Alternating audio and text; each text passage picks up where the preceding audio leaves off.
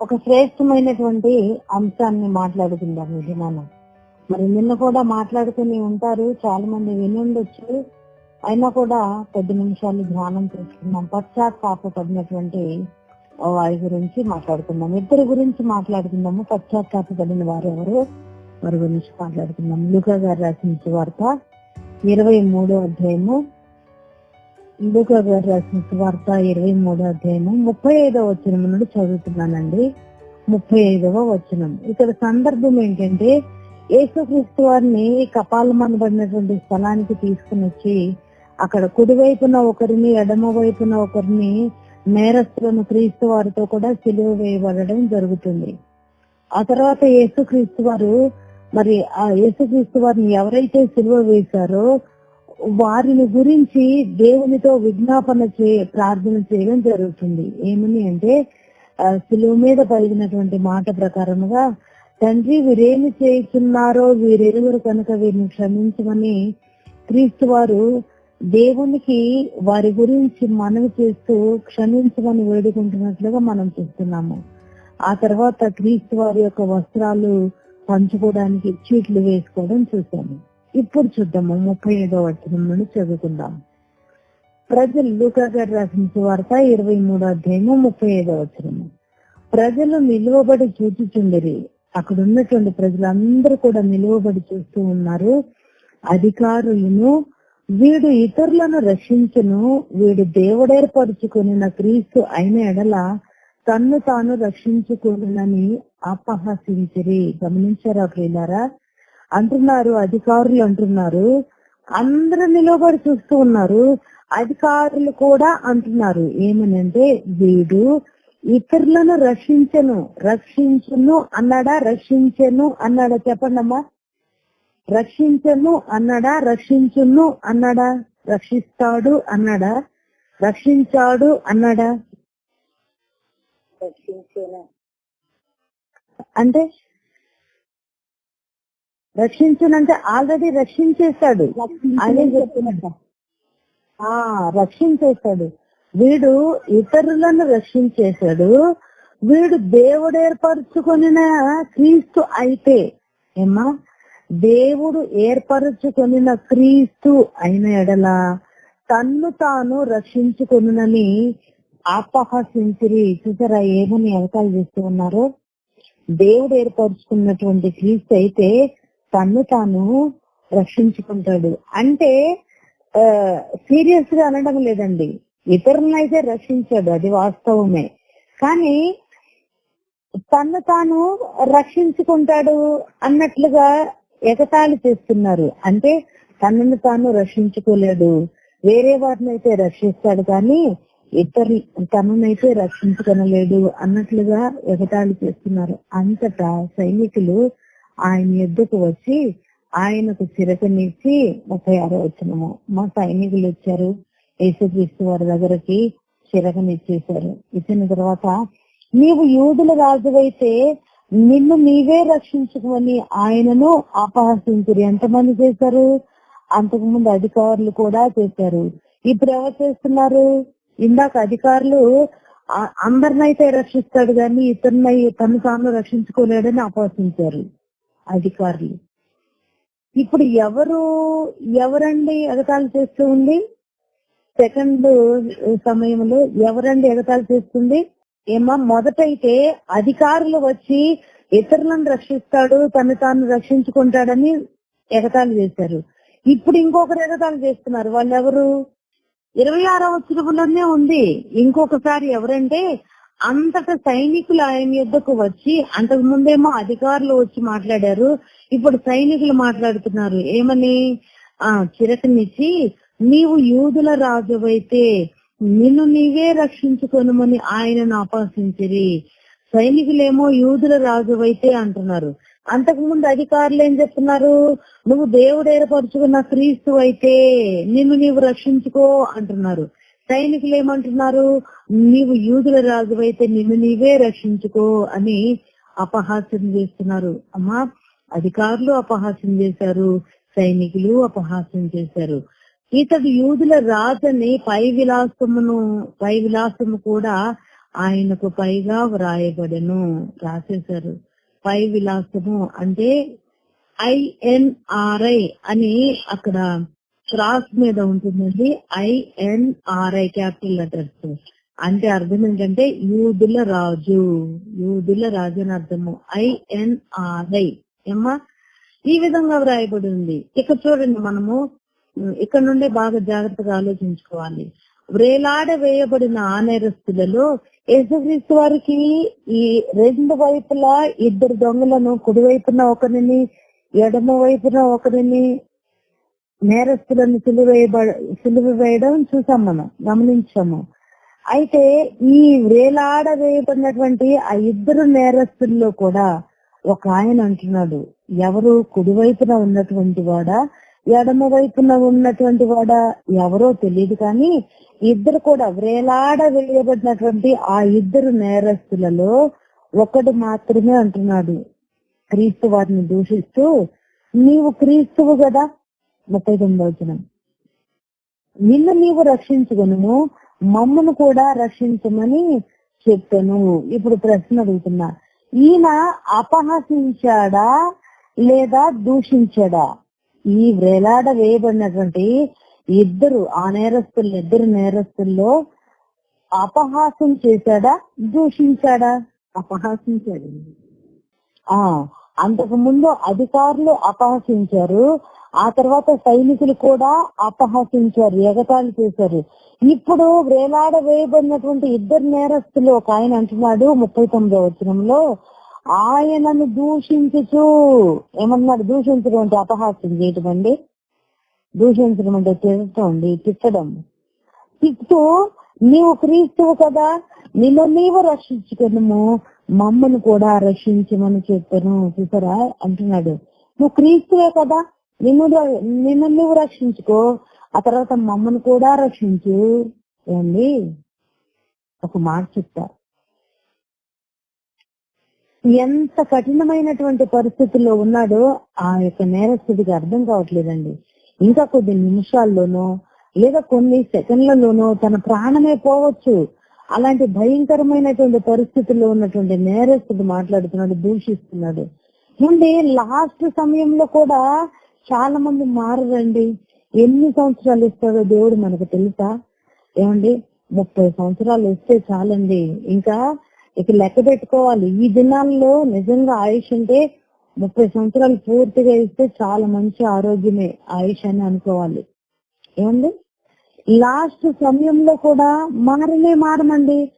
ఇప్పుడు ఎందుకు మేము మారుతాము, మాకు 70-80 ఏళ్ళు వచ్చిన తర్వాత అప్పుడు మారి చూపిస్తాము ఏంటి అంటాం. 70-80 ఏళ్ళు వచ్చేదాకా మనల్ని ఉంచుతాడు దేవుడు? అసలు అంత టైం ఉంటుందా? అప్పటిదాకా ఉంటామని మనకు నమ్మకం ఉందా? ఎప్పుడు ఎవరికే ఏంటనేది మనకు తెలియదే. ఇప్పుడు అసలు మారి చూపించము. ఇదిగో ఇతను కూడా అలాగే ఉన్నాడు. కానీ లాస్ట్ పరిస్థితిలో కఠినమైనటువంటి కష్టమైనటువంటి పరిస్థితుల్లో ఉన్నప్పటికీ కూడా తను ఏమాత్రము మారినటువంటి స్థితి. అయ్యో, నా స్థితి ఏంటి, పూర్వపు స్థితి ఏంటి, నేను పెద్ద దొంగని, ఇదిగో ఎందుకు వచ్చాను ఇక్కడికి, నేను నేరం చేయబట్టే కదా, ఇదిగో చనిపోబోతున్నా, అయినా కూడా నన్ను నేను తగ్గించుకుని, ఇదిగో ఎదుటి వాళ్ళని నేను మర్యాద పూర్వకంగా మాట్లాడాలి కదా అని తను తాను ఏమాత్రం తగ్గించుకోకుండానే మాట్లాడుతున్నాడండి. ఏమంటున్నాడు? ఇదిగో ఆయనను దూషించకపోతే మామూలుగా మాట్లాడచ్చుగా, నువ్వు క్రీస్తువు కదా, దూషిస్తూ ఉన్నాడు, ఇంకా దూషిస్తూ ఉన్నాడు. అంతకు ముందు చెప్పినటువంటి మాటలు విని కూడా దూషిస్తూ ఉన్నాడంటే అసలు క్రీస్తు అని ఈయనకి ఎట్లా తెలుసు ఏంటి? నువ్వు క్రీస్తువు కదా అంటున్నాడు, దొంగకి ఎలా తెలుసండి ఏంటి? కుక్క తోక ఎంత లాగినా కూడా వంకరగానే ఉంటుందంట అండి. గొర్రె తోక ఎంత ఉంటుందండి? గొర్రె తోక బెచ్చడంత ఎంతన్నా సాగదీయండి, గొర్రె తోక బెచ్చడంతే ఉంటుంది. కుక్క తోక ఎట్లా ఉంటుంది? వంకరగా ఉంటుందంట. ఎంతైనా తిన్నగా పెట్టండి, వంకరగానే ఉంటుంది. అతని యొక్క స్వభావాన్ని మార్చుకున్నాడేమో చూడు. అతడు ఎలాంటి వాడంటే ఒక దొంగ, ఒక కఠినస్తుడు, ఒక మంచి స్వభావం లేనటువంటి వాడు అండి, గజ దొంగ. మరి అలాంటి వాడికి మంచి బుద్ధులు ఎలా వస్తాయి? లాస్ట్ సమయంలో కూడా, ఆఖరి సమయాల్లో, ఆఖరి గడిలో కూడా తన నోటి ద్వారా తన తప్పును తను తెలుసుకోకుండా, నేను ఈ విధంగా చేయబట్టే కదా ఇంత కఠినమైన పరిస్థితుల్లో నేనున్నానని తనను తాను గురించి ఆలోచించుకోకుండా కూడా దూషిస్తూ ఉన్నాడు. నువ్వు క్రీస్తువు కదా, ఎలా తెలిసింది ప్రశ్న. ఈ దొంగకి యేసుక్రీస్తు వారు ఎదురుగా ఉన్నాడు అంటే పక్కగా ఉన్నాడు కదా, నువ్వు క్రీస్తువు కదా అని ఎలా తెలిసింది? ఎలా తెలిసిందండి చెప్పండి, ఎవరికైనా తెలిస్తే. నువ్వు క్రీస్తువు కదా అని అంటున్నాడు. క్రీస్తువు కదా అని అన్నప్పుడు భయము భక్తితో యేసుక్రీస్తు వారిని దూషించకూడదు, కానీ దూషించుచు అన్నాడు అక్కడ 39 వచనంలో. దూషిస్తూ నువ్వు క్రీస్తువు కదా అని అన్నాడు. క్రీస్తువి అని తెలుసుకున్నప్పుడు దూషిస్తే ఏం జరుగుతుందో తనకు తెలీదా అండి? మన రక్షకుడు క్రీస్తు వారని తెలుసు, మన పాప విమోచకుడు క్రీస్తు వారని తెలుసు, లోక కళ్యాణం కొరకు మన ప్రాణనాథుడు యేసుక్రీస్తు వారు వచ్చారని మనకు తెలుసు. నువ్వు క్రీస్తువు కదా అంటే లోకనాథుడే వచ్చినటువంటి ఆ విషయం తనకు తెలిస్తే, ఒకవేళ నువ్వు క్రీస్తువు కదా అని అంటే అంతకుముందు ఎందుకు దూషిస్తాడు చెప్పండి? ఎలా చెప్తున్నాడు నువ్వు క్రీస్తువు కదా అని, ఎలా గ్రహించి చెప్తున్నాడు చెప్పండి? 35వ వచనంలో చూడండి. నువ్వు క్రీస్తువు కదా అని తనకి ఎట్లా తెలిసిందంటే, సులువు మీదే ఇద్దరు ఉన్నారు దొంగలు. యేసుక్రీస్తు వారు కూడా మూడో వ్యక్తిగా మధ్యలో ఉన్నాడు. ఇప్పుడు వీళ్ళు చెప్పినటువంటి మాటల ప్రకారంగా అతడు నువ్వు క్రీస్తువు కదా అని చెప్తున్నాడండి. ఏమన్నారు అధికారులు? వీడు ఇతరులను రక్షించను, వీడు దేవుడు ఏర్పరచుకున్న క్రీస్తు అయినా కదా తను తాను రక్షించుకున్నదని అపహాసించి ఎగతాళి చేసిన వారిలో ఉన్నారుగా రండి. అప్పుడు నువ్వు క్రీస్తు అయిన ఎడల అని అన్నారుగా అధికారులు. ఇదిగోండి మళ్ళీ వీళ్ళు కూడా అంటున్నారు, ఎవరు సైనికులు కూడా అంటున్నారు, ఏమన్నా నువ్వు యూదుల రాజు అయితే అని అంటున్నారు. అంటే యూదుల రాజు ఎవరండి? యేసుక్రీస్తు వారే. వీళ్ళు అదే చెప్తున్నారు. అప్పుడు గ్రహించుకొని ఆ మాట అంటున్నాడండి. మనసు పూర్తిగా అయితే తనకు తెలీదు యేసుక్రీస్తు వారు ఎవరు అన్నది అతనికి తెలియదండి. అది తెలిస్తే కనుక ఒకవేళ అలా దూషించి ఉండకపోనేమో, ఒకవేళ తెలిసినా కూడా ఏమో తెలీదు, ఒకవేళ తెలిసినా కూడా తనను తాను ఇంకా తగ్గించుకోవట్లా, అంటే మారు మనసు పొందుకోలా, పశ్చాత్తాప హృదయం లేకుండానే ఏ విధంగా మాట్లాడుతున్నాడో చూడండి. అపాయకరమైన పరిస్థితుల్లో ఎంత డేంజర్ అంటే మహా డేంజరస్ సమయంలో ఉన్నాడు. అయినా కూడా తన మాట ఏ విధంగా ఉంది చూసారా? దూషిస్తూ నువ్వు క్రీస్తు కదా, నీవు రక్షించుకొని మమ్మల్ని కూడా రక్షించమని చెప్పాడు. కొంతమంది అండి చాలా కష్టమైన పరిస్థితుల్లో ఉంటున్నా కూడా తన మాటే మారదండి, తన ప్రవర్తనే మారదండి, తనకున్నటువంటి ఆ తీరే మారదండి. ఎప్పుడు మేము ఇదే విధంగా ఉంటాం అని అంటారు. మార్చుకోవాలండి, సమయానుకూలంగా మార్చుకోవాలి అండి. ఇప్పుడు చలికాలంలో మన దేశంలో జనవరి అండి, ఇప్పుడు మన రాష్ట్రంలో డిసెంబర్ జనవరి నెలలో కొంచెం చలిగా ఉంటుంది. ఆ చలికాలంలో బాగా వేడిగా ఉండేటటువంటి దుస్తులు వేసుకుంటామా? ఎవరైనా చెప్పాలి సమాధానం. చలికాలంలో వేడిగా ఉండే బట్టలు వేసుకుంటామా? లేదా వేడి కాలంలో, ఇప్పుడు సమ్మర్ వచ్చేసింది, సమ్మర్ లో బాగా చలికాలంలో వేసుకునేటటువంటి వేడి వస్త్రాలు ఇప్పుడు వేసుకుంటామా? వేసుకోము. అదే విధంగా అంత కఠినమైనటువంటి పరిస్థితుల్లో, కష్టమైనటువంటి పరిస్థితుల్లో ఉన్నా కూడా తన యొక్క బ్రతుకుని సరి చేసుకోలేదు. చూడండి, తను ఏ విధంగా అయితే ఉన్నాడో అదే విధంగా ఉన్నాడండి. మార్చుకోవాలండి సమయానుకూలంగా. వర్షం వస్తూ ఉందంటే వర్షంలో గొడుగు పట్టుకొని బయటకు వెళ్తాము, గొడుగు లేకుండా వెళ్ళము. ఏ కాలానికి ఆ గొడుగు పట్టాలని పెద్దవాళ్ళు సామెత కూడా చెప్తారు. అప్పుడు అంతకు ముందు అయితే తన ఇష్టానుసారంగా ఎంతో మందిని దోచుకున్నాడు, ఎన్నెన్నో హింసలు నిందలు ఎంతమందిని దూషించాడు, ద్వేషించాడు, ఎన్ని కుట్రలు చేశాడు, గజితంగా అయిపోయాడు. కానీ ఇప్పటికి వచ్చేసరికి సాక్షాత్తు యేసుక్రీస్తు వారు తన ప్రక్కన సిలువ వేయబడి ఉన్నప్పుడు తన స్థితిని మార్చుకోలేదండి. గమనించండి. ఏ వానకు ఆ గొడుగు పట్టాలి, ఏ ఎండకు ఆ గొడుగు పట్టాలి అని చెప్తూ ఉంటారు పెద్దవాళ్ళు. మరి ఇక్కడికి వచ్చేసరికి తన ప్రాణం మీద భయం లేదా? భయం అయితే ఉంది. అదే కదా అంటున్నాడు, దూషిస్తూ క్రీస్తు వారిని నీవు క్రీస్తు కదా, నిన్ను నీవు రక్షించుకో, ఆ తర్వాత మమ్మల్ని కూడా రక్షించు. ప్రాణ భయం అయితే ఉంది, కానీ పశ్చాత్తాప భయం అయితే లేదండి. సాక్షాత్తు యేసుక్రీస్తు వారే నా ప్రక్కన ఉన్నాడు, ఆయన వేడుకుంటే నాకు అంతా కూడా సవ్యంగా జరుగుతుంది, నేను రక్షించబడతాను, నిత్య మోక్షానికి నేను వెళ్ళబడతానన్న మాట లేకుండా దూషిస్తున్నాడు. చూడండి, సమయం అంతా అయిపోతుంది అండ్ ఎలాగైతే ఆ దొంగది సమయం అంతా అయిపోయి దూషిస్తున్నాడో మనది కూడా సమయం అంతా అయిపోయిందండి. నేడో రేపో తెలీదు, నేడో రేపో నా ప్రియుడేసు మేఘాల మీద కేతించెను. ఎప్పుడనేది మనకు తెలియదండి. నేడొస్తాడో రేపు వస్తాడో మనకు తెలీదు. అందుకే మనం పశ్చాత్తాప హృదయంతో సిద్ధపడి ఉండాలండి. మనల్ని మనం సిద్ధపరుచుకోవాలి.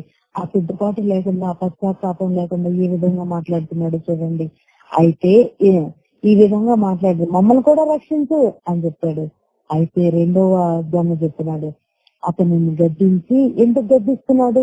అసలు మనం ఎవరిని గద్దిస్తాం చెప్పండి? ఇంట్లో మనం ఎవరిని గద్దిస్తాము? గద్దించాల్సినటువంటి అవసరత ఎప్పుడు ఏర్పడుతుంది చెప్పండి? ఎవరిని గద్దిస్తామండి? ఇంట్లో అయినా తప్పు చేసిన వారిని గద్దిస్తాం. ఎవరైతే తప్పు చేస్తారో వాళ్ళని మనం గద్దిస్తాం. స్త్రీలైనా కావచ్చు, పురుషులైనా కావచ్చు. అదే తప్పు చేస్తున్నాడు కాబట్టి ఈ దొంగ ఉన్నాడు చూడండి, రెండో దొంగ గద్దిస్తున్నాడు. గద్దిస్తున్నప్పుడైనా తన యొక్క స్వభావాన్ని మార్చుకోవాలి కదా, తన యొక్క ఆ బుద్ధినైనా మార్చుకోవాలి కదా. గద్దిస్తూ ఉన్నప్పుడు ఏమని గద్దిస్తున్నాడు? నీవు అదే శిక్షా విధిలో ఉన్నావు కనుక దేవునికి భయపడవా? అరే ఏంట్రా ఆ విధంగా మాట్లాడుతున్నావు? ఇంతకు ముందు అధికారులు చెప్పారు నువ్వు క్రీస్తువు కదా అని, అలాగే సైనికులు చెప్పారు నువ్వు యూదుల రాజువు కదా అని. ఇంకేంట్రా నీకు జ్ఞానోదయం అవలేదా? సాక్షాత్తు ప్రాణనాథుడే మన మధ్యలో ఉన్నాడ్రా, నువ్వు దేవునికి ఏమాత్రం భయపడవంట్రా? ఆయన దేవునితోనే మాట్లాడుతున్నాడు. అయ్యా వీళ్ళేం చేస్తున్నారో వీళ్ళకి తెలియదు నాయన, వీళ్ళని క్షమించు తండ్రి అని వేడుకున్నాడు. చూడలేదంట్రా నువ్వు? కాబట్టి నువ్వు దేవునికి భయపడవంట్రా, అలా దూషిస్తున్నావేంట్రా అని మాట్లాడుతున్నాడండి. ఎవరితో మాట్లాడుతున్నారండి? రెండవ దొంగ మొదటి దొంగతో మాట్లాడుతున్నటువంటి మాట. నువ్వు అదే శిక్షా విధిలో ఉన్నావంటే నువ్వు ఇక ఎప్పుడు మారవా? ఇక అలాగే బండరాయిలాగా ఉంటావా? నువ్వు పట్టుకున్న దానికే 3 కాళ్ళ? నువ్వు అన్నదే కరెక్టా? ఇక నువ్వు అదే బడిలో ఉంటావా? మనం అంటూ ఉంటాం చూడండి మన నోటంట, నువ్వు పట్టుకున్న దానికే నువ్వు పట్టుకున్న కుందేళ్ళకి 3 కాళ్ళ ఇలా అంటానే, అంటే నీదే కరెక్టా, వేరొకరిది ఆలోచించవా అని మాట్లాడుతున్నాడు. అని అదే శిక్షా విధిలో ఉన్నావు, ఇక నువ్వు దేవునికి భయపడవా? అదే శిక్షా విధిలో ఉన్నావు అంటే ఏంటి? అంతకుముందు ఏ శిక్షా విధిలో ఉన్నాడు? ఒకళ్ళని దోచుకోవటం, ఒకళ్ళని కొల్లగొట్టుకోవటము, ఒకళ్ళ సొమ్ము తినడము, ఒకళ్ళని హత్య చేయడము, ఒకళ్ళని ఏదైనా చేయడము. అంటే రుబాబుగా ఉన్నాడండి, రౌడీగా ఉన్నాడు. దొంగ అంటే అంతే కదండి. ఎవరికి కూడా భయపడేవాడు కాదు. అదేమంటే కత్తి చూపించో ఏదో ఆయుధం చూపించో బెదిరించి తినేసేవాడు తీసుకుని వెళ్ళిపోయి. అదే అన్నాడు, నువ్వు అదే శిక్షా విధిలో ఉన్నావు, దోచుకునే శిక్షా విధిలో ఉన్నావు. నువ్వు ఎవరికి భయపడుకోకుండా ఉండే స్థితిలో ఉన్నావు. అందరూ నీకు భయపడేటట్లుగా నువ్వు చేసుకున్నావు. అందుకే ఇంకా నువ్వు అదే శిక్షా విధిలో ఉన్నావు కనుక దేవునికి భయపడవా? నువ్వు దేవునికి భయపడాలిరా. మనకైతే ఇది న్యాయమే. ఏది న్యాయమే? ఇదిగో ఈ శిలువ మరణం మనకి న్యాయమే. ఎందుకు? మనం చేసినవి 1, 2, 3 ఎన్నని చెప్పాలి. కాబట్టి మనకైతే ఇది సరి అయిందే. చాలా మంది వాళ్ళ హృదయాలలో పశ్చాత్తాపం వస్తుంది కానీ చెప్పలేరు. ఏదైనా సమస్య వచ్చిందంటే ఆ సమస్యలో వీళ్ళేదో మాట్లాడకూడనటువంటి మాటలు మాట్లాడుతూ ఉంటారు. మాట్లాడి వాళ్ళ పశ్చాత్తాపం వస్తుంది. ఏమని? అయ్యో నేను అలా మాట్లాడకూడదే, అయ్యో ఇలా మాట్లాడకూడదు అని వస్తుంది. కానీ ఒప్పుకోరండి. అలా ఒప్పుకుంటే పక్కన వాళ్ళకి మనము లూజ్ అయిపోము. అందుకే ఒప్పుకోరు. కానీ అతను ఒప్పుకున్నాడు. ఏమని? మనకైతే ఇది న్యాయమే, ఇది కరెక్టే. మనకైతే మనం చేసిన వాటికి తగిన ఫలము పొందుతున్నాము. ఎర్రటి ఎండలో ఎప్పుడు ఎర్రటి ఎండలో సిలువ మీద ఆ మండు ఎండలో క్రీస్తు వారితో పాటు కూడా సిలువ మీద ఉంటే అంటున్నాడు, మనకైతే ఇది న్యాయమే, మనము చేసిన వాటికి తగిన ఫలము పొందుతున్నాము. మనం ఎన్నెన్ని పాపాలు చేశాం, ఎన్నెన్ని నేరాలు చేశాం, ఎన్నెన్ని ఘోరాలు చేశాం. కరెక్ట్ గానే దేవుడు మనకి ఫలాన్ని ఇచ్చాడు, మనకి కరెక్టే. ఒప్పుకున్నాడా ఒప్పుకోలేదా? రెండో విధంగా నేను పాపం చేశాను అని ఒప్పుకున్నాడా ఒప్పుకోలేదమ్మా?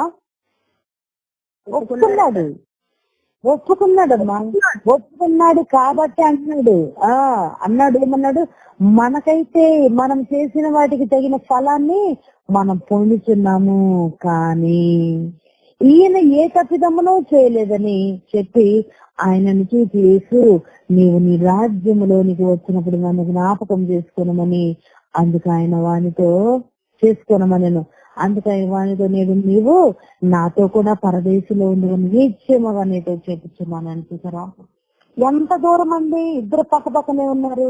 ఒక అతనేమో దూషిస్తున్నాడు, ఒక అతనేమో మాకైతే ఇది సరిపోయిందేనయ్యా, మేము చేసినటువంటి పాపాలకి శిక్ష సరిపోయిందేనయ్యా, మేము ఒకటా రెండా మూడా ఎన్నో చేశామయ్యా, కరెక్ట్ గా మాకు సరిపోయిందయ్యా. ఒప్పుకుంటున్నారా ఈ రోజుల్లో? అబద్ధాలు ఆడుతున్నామా? ఒప్పుకుంటున్నామా? దొంగతనాలు చేస్తున్నామా? ఒప్పుకుంటున్నామా? ఏమా ఏవైతే ఆజ్ఞలను దేవుడు మనకి ఇచ్చి ఉన్నాడో, ఈ 10 ఆజ్ఞలను బట్టి మనం ఏ రోజైనా దేవుని సన్నిధిలో, నీ ఆజ్ఞ ఇలా ఉంది, నేను ఒకప్పుడు ఈ విధంగా చూసా, నాది తప్పేనాయనా అని ఎప్పుడైనా ఒప్పుకున్నావు దేవుని సన్నిధిలో? ఒప్పుకోలేమండి. ఒప్పుకోవడానికి కూడా ధైర్యం కావాలండి. ఇదిగో ఈ రెండో దొంగకి ఒప్పుకోవడానికి ధైర్యం ఉంది, ఆ మొదటి దొంగకి ఒప్పుకోవడానికి ధైర్యం లేదండి. ఏమాత్రం ధైర్యం ఎలాగ లేదో అదే విధంగా దేవుని భయం కూడా లేదు. అలాంటి వాళ్ళు ఉంటారు చాలా మంది. ఇతనికి ధైర్యం ఒప్పుకుంటున్నాడు, ఏదేమైనా సరే అయ్యా, ఇదిగో మేము చేసిన వాటికి మనం చేసిన వాటికి తగిన ఫలము పొందుతున్నాము, కానీ ఈయన ఏ తప్పిదమ్మును చేయలేదని చెప్పి ఆయనను చూసి ఎవరితో చెప్పాడు? మొదటి దొంగతోనే మాట్లాడుతున్నాడు. మొదటి దొంగతో మాట్లాడుతూ ఉండగా మనకైతే మనం చేసిన వాటికి తగిన ఫలము పొందుతున్నాము అని అనగానే మరి మొదటి వాడు ఏమనాలి? నిజమేరా, నిజమే నువ్వు చెప్పినట్టు. ఏదో బాధలో ఉన్నప్పుడు, ఈ కష్టంలో ఉన్నప్పుడు, ఈ మండు చెండలో ఉన్నాను, ఈ సిలివేస్తారు కాబట్టి ఈ మహా భయంకరమైనటువంటి పరిస్థితుల్లో నేనేదో నోటితో మాట్లాడేశా, నన్ను క్షమించండి, నిజమే మనకు తగినదే, ఈ శిక్ష సరి అయినదే అని మాట్లాడొచ్చుగా. ఏంటి మాట్లాడాగా? మొదటి దొంగ మాట్లాడా? అలా మాట్లాడలేదు. మనకైతే సరి అయినదే అని రెండవ దొంగ అన్నప్పుడు వెంటనే, నేను ఇందాక ఆ పరిస్థితుల్లో ఉండి నేను మాట్లాడలేకపోయాను, నిజమే ఆయనే దూషిస్తున్నాను, ఆ వేదనకరమైనటువంటి ఆ పరిస్థితుల్లో ఉండి క్రీస్తు వారిని నేను దూషించాను, నిజమే నువ్వు చెప్పినట్లుగా మనకి ఇది సరి అయినదే అన్న మాట రాలేదు. చాలా మందికి రాదండి అలా. ఎందుకంటే తప్పు చేసిన వాళ్ళందరూ కూడా, ఏదైనా దేవునికి అవమానకరమైన పని చేసినటువంటి వాళ్ళందరూ కూడా తమను తాము సమర్థించుకుంటారు, ఎదుటి వాళ్ళ మీద చూపిస్తారండి. ఎదుటి వాళ్ళ మీద ఏమన్నాడు ఇక్కడ? నువ్వు దూషిస్తూ, నువ్వు క్రీస్తువు కదా, నువ్వు రక్షించుకో, మమ్మల్ని కూడా రక్షించు, ఎదుటి వాళ్ళ మీద నేరాలు వేస్తామండి. ఏంటి మన మీద వేసుకోము, మనమైతే మంచి వాళ్ళం అన్నట్లు ఎదుటి వాళ్ళ మీద నేరాలు వేస్తూ ఉంటాం. చూసారా పిల్లరా, ప్రభునందు ప్రియమైన స్నేహితులారా, అతను అందించినప్పుడైనా ఆ మొదటి విధంగా అవును నిజమే మనం చేసిన వాటికి ఫలితాన్ని అనుభవిస్తున్నామని ఒక్క మాట అంటే, అతను కూడా ఖచ్చితంగా ఎక్కడికి వెళ్ళి ఉండేవాడమ్మా? అవును. ముందు తొందరపడి మాట్లాడిన తర్వాత, అరే నువ్వు దేవునికి భయపడవా అని అన్నప్పుడు, ఏంటి అని వాళ్ళ మాట్లాడుతున్నావు అని మాట్లాడి, ఇదిగో మనకైతే ఇది న్యాయమేరా, మనం చేసిన వాటికి తగిన ఫలితం పొందుతున్నాం రా అన్నప్పుడు, నిజమేలేరా నువ్వు చెప్పింది, మనం కరెక్ట్ గానే పొందుతున్నాం, ఈ బాధను అనుభవిస్తున్నాము, ఏదోలే నేను అలా అన్నాను, ఏదో తొందరపడ్డానులే, ఈ బాధ తట్టుకోలేక క్రీస్తు వారు రక్షిస్తాడని అన్నానులే అని అన్నా బాగుండేది, అనలేదు. అంటే తన స్వభావాన్నే మార్చుకోలేదండి. ఇక్కడ లాస్ట్ గడియ వరకు కూడా తన స్వభావాన్ని మార్చుకోకుండా ఉన్నాడు చూడండి. ఏంటి చిటికలో అన్నట్లుగా ఒకళ్ళు పరలోకి వెళ్ళిపోయి, ఒకళ్ళు పరదేశకు వెళ్ళిపోయారు, ఒకళ్ళు పాతాళానికి వెళ్లాల్సిన యోగ్యత పట్టింది. పాతాళానికి వెళ్ళడం యోగ్యత అండి ఏమా? ఒకళ్ళు పరదేశకు వెళ్ళిపోయారు చిటికలోనే, ఒక క్షణంలోనే. మన ముందు కూడా ఒక్కొక్కసారి చూడండి, మనతో నడుస్తూనే ఉంటారు లేదా మనతో వెళ్తూనే ఉంటారు, యాక్సిడెంట్ అయిపోయింది. ఇప్పుడేనండి నాతో మాట్లాడారు, ఇప్పుడు జస్ట్ నాతో చేయి కలిపారు, యాక్సిడెంట్ అయిపోయి చనిపోయారు, అమ్మో అని రొమ్ము కొట్టుకుని ఏడుస్తుంటాం మనం. జస్ట్ మిస్ అండి, అతనికి కూడా జస్ట్ మిస్ అయింది పరదేశం. ఇద్దరు ఒకే లైన్ లో ఉన్నారు, ఒకే వరుసలో ఉన్నారు. అతనేమో తన అభిప్రాయాన్ని మార్చుకోకుండా, అంటే నేను పాపిని అని పశ్చాత్తాపడకుండా, అప్పుడు కూడా తగ్గింపు హృదయం లేక తను చేసినటువంటి పాపాలను తన జ్ఞప్తికి తెచ్చుకోకుండా ఎదుటి వాళ్ళ మీద నేరాలేస్తున్నాడు. నువ్వు క్రీస్తు కదా, నిన్ను నువ్వు రక్షించుకో, మమ్మల్ని కూడా. ఈ దినాన్ని అనేక మంది అలా ఎదుటి వాళ్ళ మీద నేరాలు వేసేటటువంటి వారే ఉన్నారు. 99 అమ్మా 99% మంది ఎదుటి వాళ్ళ మీద నేరం వేయడమే.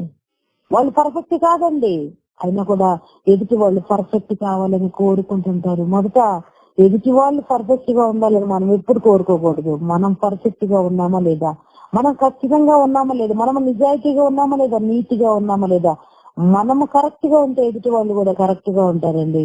అతడు కరెక్ట్ గా ఉన్నాడా, అతడు లేదు, కానీ యేసుక్రీస్తు వారు కరెక్ట్ గా ఉన్నాడు.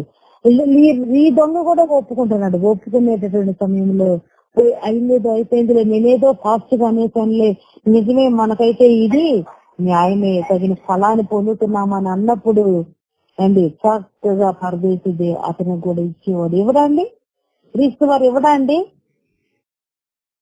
చెప్పండి. ఖచ్చితంగా అమ్మారు, ఖచ్చితంగా. కనుక ప్రభునందు ప్రియమైన దేవుని వాళ్ళరా, వెంటనే క్రీస్తు వారు అంటున్నాడు వారితో, నేడు నీవు నాతో కూడా పరదేశిలో ఉండవని నిశ్చయముగా నీతో చెబుతున్నాను అండి. ఈ విధంగా చెప్పేశాడు. వెంటనే అబ్బా ఎంత అవకాశం అండి, ఒక బాప్తిజం లేదు, బాప్తిజం లేకుండా అంటే చిన్నగా, అబ్బా ఎంత గొప్పవాడండి బాబు, ఇంతకీ ఎందుకు ఇంత లక్కీ అవకాశం దొరికిందంటే ఇతనికి, ఏదో ఒక విధంగా చెప్పాలంటే వీసాన్ని బాప్తిజం లేకుండానే చక్కగా వెళ్ళిపోయాడండి, పాస్పోర్ట్ వీసా లేకుండానే వెళ్ళిపోయాడండి బాబు. అండ్ బాప్తిజం తీసుకోవాలి మనం ఈ లోకంలో ఉన్నప్పుడు, నేను బాప్తిజం లేకుండానే చిన్నగా వెళ్ళిపోయాడంటే ఆ గొప్ప మార్గానికి. చూడండి, మనం కూడా అనుకుంటాం ఏమన్నా ఒక్కొక్కసారి, సిలువలో ఆ రెండో దొంగ ఏమన్నా తీసుకున్నాడా ఏంటి? తీసుకోలేదే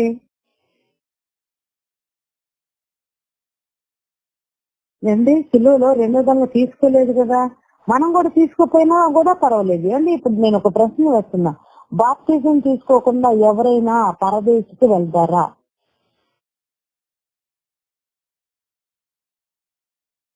ప్రశ్న, బాప్తిజం తీసుకోకుండా ఎవరైనా పరదేశికి వెళ్తారా? మనలో ప్రశ్న మీకు అర్థమైందో లేదో, మనలో ఎవరైనా బాప్తిజం తీసుకోకుండా పరదేశికి పోగలరా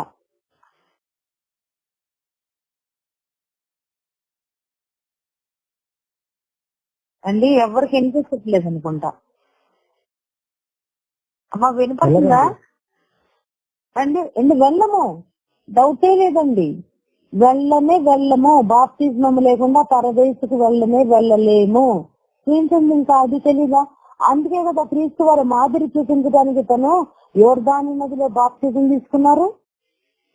ఏమో ఈ విషయం ఏంటండి సైలెంట్ గా ఉన్నారు, ఎందుకు ఎవరు సమాధానం చెప్పటలేదు? అప్పుడు రమారమి మధ్యాహ్నం అయిన 44 వచ్చినము, ఆ మధ్యాహ్నం అయిన అది మొదలుకొని 3 గంటల వరకు ఆ దేశమంతటి మీద చీకటి కమ్మెను.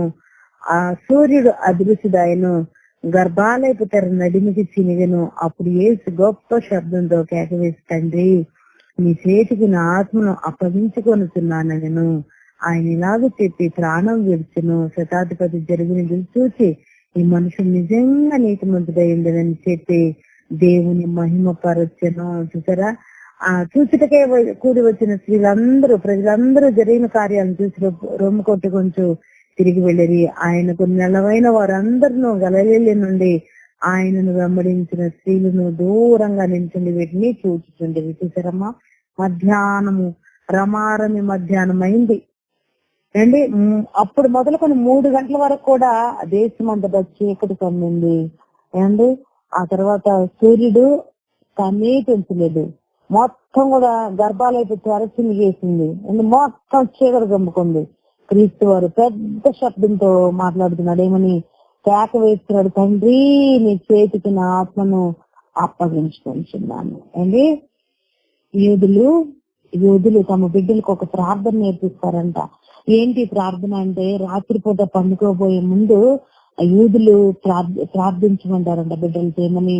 తండ్రి నీ చేతికి నా ఆత్మను అప్పగించుకొనిచున్నాను అని ప్రార్థించమంటారంట. అన్ని నిద్రపోయిన వాళ్ళకి బయట ఏమి జరుగుతుందో ఎవరికైనా తెలుస్తుందా అండి? రాత్రిపూట నిద్రపోతారు, అందరూ గాఢ నిద్రపోతారు. బయట ఏం జరుగుతుందో, ప్రక్కన ఏం జరుగుతుందో ఎవరికైనా తెలుస్తుందమ్మా? తెలీదండి. బయట ఏం జరుగుతుందో తెలీదు, రోడ్డు మీద ఏం జరుగుతుందో తెలీదు, పక్కన ఏం జరుగుతుందో కూడా తెలీదు. గాఢ నిద్ర కలుగుతుంది. అందుకే ఆ తల్లులు ఈ మాట నేర్పిస్తారంట బిడ్డలకి, నా తండ్రి నా ఆత్మ నీ చేతికి అప్పగిస్తున్నానయ్యా అంటే నువ్వే చూసుకో, ఏ హాని అపాయం లేకుండా నువ్వే చూసుకో నా ఆత్మను అని చెప్పేసి బిడ్డకు నేర్పిస్తారంట. అందుకోబోతున్నాము, నిద్రపోతున్నాము, నా ఆత్మను, మా ఆత్మలకు మీరు కాపుదల మీకు అప్పగిస్తున్నాను, మీరేం చేస్తారో నాకు తెలియదు అన్నట్టుగా ప్రార్థిస్తారంట. ఇది నేర్పిస్తారు మన బిడ్డలకి. ప్రభునందు ప్రియమైన దేవుని వల్ల జస్ట్ మిస్ అయిందండి, కొంచెం మిస్ అయిందండి, లేకపోతే నాకు మంచి లాటరీ తగులును అని అంటున్నాం అండి. జస్ట్ మిస్ అండి. ఒక అతనికేమో పరదేశ్ వచ్చేసింది, జస్ట్ మిస్ లో ఆయనకేమో వెళ్ళిపోయింది. ఆయన కూడా దూషించుకోకుండా తాను పశ్చాత్తాపడుతూ, ఒకవేళ యేసుక్రీస్తు వారిని ఏమి అనకుండా రక్షించేవాళ్ళు లేరా, ప్రాణనాథుడు అని ఏదో ఒకటి చేసుకుంటా ఉంటే రక్షించేవాడేమో, తనలో పశ్చాత్తాప గుణమే లేదండి. చిన్ననాటి నుండి మనం వాక్యం వింటూనే ఉంటుంటాం, కానీ మన మాట తీరు మారదు. ఎలా ఉన్నది అంటే మన మాట ఎప్పుడంటే పాడిందే పాట అంతే. ఎన్నిసార్లు మార్చుకోమని చెప్పినా కూడా మన మాట తీరు మారదు, మన తీరు మారదు. అదేమంటే ఎవరేనంట మార్చుకోవాలి. కొన్ని సంఘటనలు మార్చుకోవాలి, కొన్ని పరిస్థితుల్లో మార్చుకోవాలి అండి. ఈ పోలీసు శాఖలో ఉన్నటువంటి అన్నలు ఉన్నారు, ఉద్యోగస్తులు ఉన్నారు. వాళ్ళు సమాజంలో కుటుంబంతో కలిసి తిరిగేటప్పుడు ఒక మాదిరిగా ఉంటారు. అదే యూనిఫామ్ వేసుకుని వాళ్ళు విధి నిర్వహణలో వేరొక మాదిరిగా ఉంటారు. తెలుసా అండి తేడా? ఎలా ఉంటారు చెప్పండి? ఫ్యామిలీతో ఉన్నప్పుడు ఒక మాదిరిగా ఉంటుందండి వాళ్ళ వ్యవహారం. అదే వాళ్ళు యూనిఫామ్ ధరించి విధులు నిర్వర్తిస్తున్నటువంటి సమయంలో వాళ్ళ వ్యవహార తీరు వేరుగా ఉంటుంది. చెప్పండి ఎలా ఉంటుందో? తెలీదమ్మా ఎవరికి? రెండవ దొంగలాగా పశ్చాత్తాపంతో ఉండదు. మీరు మాట్లాడుతున్న వ్యక్తి మీ కాల్ రెండవ దొంగలాగే మనం పశ్చాత్తాపడాలి. పశ్చాత్తాపడి మనం చేసినటువంటి పాపాలను దేవుని సన్నిధిలో ఒప్పుకోవాలి. ఇకపోతే లూకా గారు రాసిన సువార్తలో మీ అందరికి తెలుసు, తప్పిపోయినటువంటి కుమారుడు. ఏమ్మా ఈ విషయంలో చిన్న మాట మనము మాట్లాడుకుని ముగించుకుందాం. లూకా గారు రాసిన సువార్త 15వ అధ్యాయము 11వ వచనం నుండి దాదాపు ఈ 32 వచనాల్లో గల భాగంలో గల వాక్యాన్ని మనము ఆలోచన చేస్తే, ఇద్దరు కూడా కుమారులు ఉన్నారు. ఇద్దరిలో చిన్న కుమారుడు మరి ఏమనుకున్నాడు ఏంటో అందరికి తెలిసినటువంటి విషయమే అండి. అడిగాడు తండ్రి ఆస్తిలో సగభాగం. తండ్రి ఇచ్చేశాడు, వెనక ముందు మాట్లాడలేదు, ఇచ్చేశాడు. ఇచ్చి ఇవ్వగానే కొన్ని దినాలైన తర్వాత ఇచ్చిన కుమారుడు సమస్తాన్ని కూడా కూర్చేసుకున్నాడు. అంటే మొత్తం కూడా ఏదైతే నాన్నగారు ఇచ్చాడో మొత్తం కూడా సమకూర్చుకుని దూర దేశానికి వెళ్ళిపోయాడండి. ప్రయాణం అయిపోయి తన ఆస్తిని అంతా కూడా ఏం చేశాడు చెప్పండి? తన ఆస్తిని అంతా ఏం చేశాడు? దుర్వ్యాపారం చేస్తూ పాడు చేస్తున్నాడు. అదేంటి? దుర్వ్యాపారము, చెడ్డ వ్యాపారము. దుర్వ్యాపారము మంచి వ్యాపారము కానిది దుర్వ్యాపారం. దానిలోనే ఉంది అర్థము. దుర్వ్యాపారం చేసి మొత్తం పాడు చేసుకున్నాడు. అయ్యో ఈ దేశంలో కరువు వచ్చేసింది, తనకున్నదంతా పోగొట్టుకున్నాడు. కరువు వచ్చింది, ఏం తింటాడు? తండ్రి గురికి వచ్చాడు. అయ్యో నా యొక్క తండ్రి కుటుంబం దగ్గర, నా తండ్రి దగ్గర అనేక మందికి ఆహారం సమృద్ధిగా ఉంది, నేనేంటి? సరే పందులు తినేటటువంటి పొట్టైన తిందామని వెళ్ళాడు, అది కూడా దొరకనటువంటి పరిస్థితి. ఏం చేయాలి? అయ్యో అన్నానికి అలమటిస్తున్నానే, నా తండ్రి దగ్గర అనేక మందికి ఆహారం సమృద్ధిగా దొరుకుతుంది, కొంచెం కాదు సమృద్ధిగా దొరుకుతుంది, ఏంటి నా పరిస్థితి అని అనుకున్నాడు. బుద్ధి వచ్చేసింది. ఆకలికి అలమటిస్తూ ఉన్నటువంటి సమయంలో బుద్ధి వచ్చిందండి. బుద్ధి లేకుండా వెళ్ళలేదు, బుద్ధి వచ్చింది. వెళ్ళిపోయి నాన్న నేను అడిగిన, ఒకవేళ బుద్ధి తెచ్చుకోకుండా ఈ మొదటి దొంగ మాదిరిగా వెళ్ళిపోయి నాన్న నేను అడిగానే అనుకో, నువ్వు ఎందుకు ఇచ్చావు, చిన్నోడికి తెలియదు కదా, వాడు చేసుకుంటాడు కదా, నువ్వు ఎందుకు ఇచ్చావని తండ్రి మీద నిందలు వేయలేదమ్మా. అక్కడ కదా తండ్రి మీద నిందలు వేయలేదు, ఏమాత్రం వేయలేదు. బుద్ధి వచ్చేసింది. నాదే కదా తప్పు, నేనే కదా అసలు ఇవ్వమన్నాను. నాకన్నా మా అన్నయ్య ఉన్నాడు, మా అన్నయ్య ఏమన్నా అడిగాడా? అడగలా. నాకేమొచ్చింది అసలు, నేను ఎందుకు అడగాలి? సరే అడిగాను. మా నాన్నగారికి తెలుసు ఏమని, నేను చిన్నోడిని, ఏ విధంగానైనా సరే నా యొక్క ఆ ఉన్నటువంటి పరిస్థితి, ఆ మనీ అంతా లేదా ఆస్తి అంతా కూడా పాడు చేసుకుంటానని తెలిసి కూడా ఇచ్చాడు. ఎందుకు? నాకు నేను తెలుసుకోవాలిగా. లేదంటే నాకు నేను తెలుసుకోకపోతే మా నాన్నని పద్దాకులు కూడా నేను ఇదే విధంగా చేస్తా, ప్రతిసారి ఇదే విధంగా చేస్తా అనుకున్నాడేమో. అనుకుని అంటున్నాడు, నాకు మా నాన్న తెలియపరిచాడు ఈ విషయము, నాకు తెలియడం కోసమే తనేమి మాట్లాడకుండా తను ఈ విధంగా మెదలకుండా ఇచ్చి పంపించేసాడు అనుకున్నాడేమో. బుద్ధి తెచ్చుకున్నాడు, వచ్చేసింది బుద్ధి. అనుకున్నాడు, నేను దేవునికి తండ్రికి విరోధంగా పాపం చేశానని నా తండ్రితో చెప్తా అని అనుకుని మనసులో బయలుదేరాడండి. ఇంకా చెప్పలా, అనుకుని బయలుదేరాడు. దూరంగా ఉండి తన తండ్రి చూడనే చూసేశాడు. అరే నా కుమారుడు కదా వీడు, ఇంటికి వచ్చేసాడు. అమ్మయ్య వచ్చాడు, నాకు తెలుసుగా ఎప్పుడైనా సరే ఏదో ఒక దినాన్ని వస్తాడన్న మాట నాకు తెలిసి కూడా వాడు వస్తాడు అన్నటువంటి ఆ విషయానికే నేను ఇచ్చేసా. ఇప్పుడు బుద్ధి తెచ్చుకున్నాడు, ఇంకెక్కడికి వెళ్ళడు అని పరిగెత్తుకుంటూ వెళ్ళిపోయాడు. కుమారుడు మెడ మీద పడి ఏం చేశాడమ్మా? మెడ మీద పడి ముద్దు పెట్టుకున్నాడు. మెడ మీద పడి ముద్దు పెట్టుకున్నాడు. అయ్యో వాడు బట్టలు ఎలా ఉన్నాయి, వాడు జుట్టు ఎలా ఉంది, వాడి శరీరం ఎలా ఉంది అని తండ్రి ఆలోచన చేయలేదమ్మా. నా కుమారుడు ఎలాగైనా సరే తన తప్పును తాను తెలుసుకుని వచ్చాడు అని ఎంతో సంతోషించాడు. అంతే అండి, చక్కగా పిలిచాడు, విందు చేయించాడు, గొప్ప విందు. ఎప్పుడైతే పశ్చాత్తాప హృదయం వచ్చిందో తనకి, అంతే అండి, తండ్రి తన హక్కును చేర్చుకున్నాడు. ఇక్కడ పశ్చాత్తాప హృదయం వచ్చిందా లేదా రెండవ దొంగకి? మొదటి దొంగకు రాలేదు, ఆ విషయం తెలుసు మనకి. రెండవ దొంగకు వచ్చిందా? ఏమని, ఎట్లా వచ్చింది అన్నాడు. అయ్యా మనకైతే ఇది న్యాయమేరా, నువ్వు అసలు దేవునికి భయపడవా, మనకైతే ఇది న్యాయమే. కానీ ఈయన ఏ నేరం చేయలేదు, ఏ తప్పిదం కూడా చేయలేదు అని చెప్పారు చూసారా. అంటే తను ఒప్పుకున్నాడు. అదే పశ్చాత్తాపం. ప్రభునందు ప్రియమైన దేవుని వాళ్ళ ప్రతి ఒక్కరు కూడా పశ్చాత్తాప హృదయం కలిగి ఉండాలండి. పశ్చాత్తాపం లేకుండా ఎవ్వరు కూడా ఉండకూడదు. పశ్చాత్తాపం కలిగి ఉంటే దేవుడు ఖచ్చితంగా క్షమిస్తాడా? క్షమించేవాడేనా? పక్కనున్నాయన్ని క్షమించినప్పుడు ఇద్దరు మాట్లాడుతున్న వ్యక్తి ఒక మాట అనుకుందాం, ఇద్దరు కూడా ఈక్వల్ గానే చేశారు దొంగతనాలు, ఇద్దరు తప్పులు కూడా ఒకటే.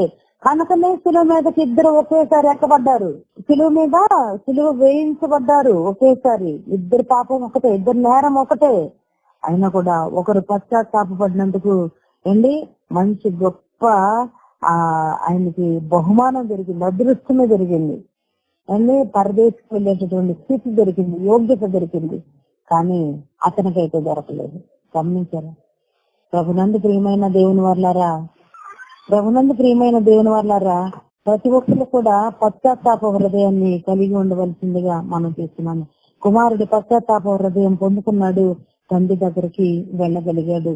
అండి ఇక్కడ ఈ దొంగ, రెండవ దొంగ పశ్చాత్తాపాన్ని కలిగి మారు మనసును పొందుకోగలిగాడు, పరదేశిని సంపాదించుకున్నాడు. మన పరిస్థితి ఏంటి? చిన్ననాటి నుండి కూడా క్రైస్తవులు మనబడుతున్నాం, ఎన్నో వాక్యాలు వింటున్నాం, ఎన్నో మెసేజ్లు వింటున్నాము, ఎంతో గొప్ప గొప్ప ప్రసంగాలు, పాటలు పాడుతున్నాము, ఎంతో భక్తి చూస్తున్నాము. పశ్చాత్తాపము లేనిదే, మారు మనసు లేనిదే మనము ప్రవేశించగలుగుతామా? దేవుని దగ్గరికి ప్రవేశించగలుగుతామా? ప్రవేశించలేమండి. కనుక ఆలోచించండి. పశ్చాత్తాపం పొందుకున్నటువంటి ఆ దొంగ పరదేశకు వెళ్ళిపోయాడు. పశ్చాత్తాపం పొందుకున్నటువంటి బుద్ధి తెచ్చుకున్నటువంటి ఇదిగో ఈ రెండవ కుమారుడు తండ్రి చెంతకు చేర్చబడ్డాడు. మరి మనము కూడా పశ్చాత్తాపడితే ఎక్కడికి వెళ్తాము? పశ్చాత్తాపడితే ఎక్కడికి వెళ్తామమ్మా? డౌట్ లేదండి.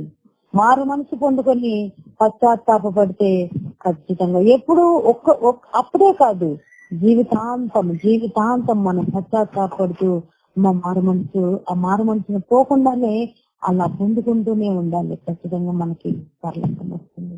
కనుక ప్రతి ఒక్కరు కూడా ప్రతి విషయంలో పశ్చాత్తాపడాలి. ప్రతి ఒక్క విషయంలో మనం మారు మనసునే మనం తెచ్చుకోవాలి. మారు మనసును అంటే మన మనసు మార్చుకోవాలి.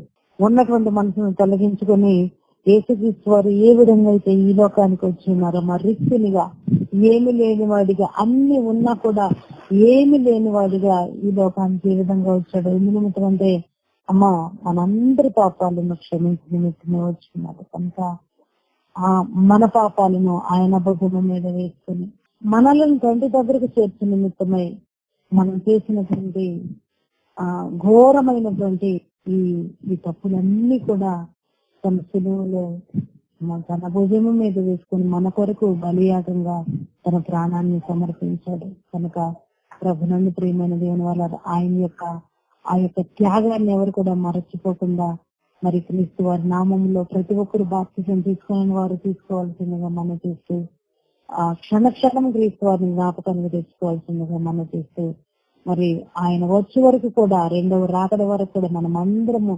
మెలకువ కలిగి మారు మనసు కలిగి జీవించవలసిందిగా మనం చేస్తున్న మాటలు ముగిస్తూ ఉన్నాను. అందరికి వందనాలను ఇచ్చిన అవకాశం దేవుడు మహాకృతిని బట్టి మరింత శాస్త్రం నాకు ఆయుష్గా మరి జనాన్ని గురించినందుకు తండ్రి స్థితిస్తూ మరి విలాపకరమైనటువంటి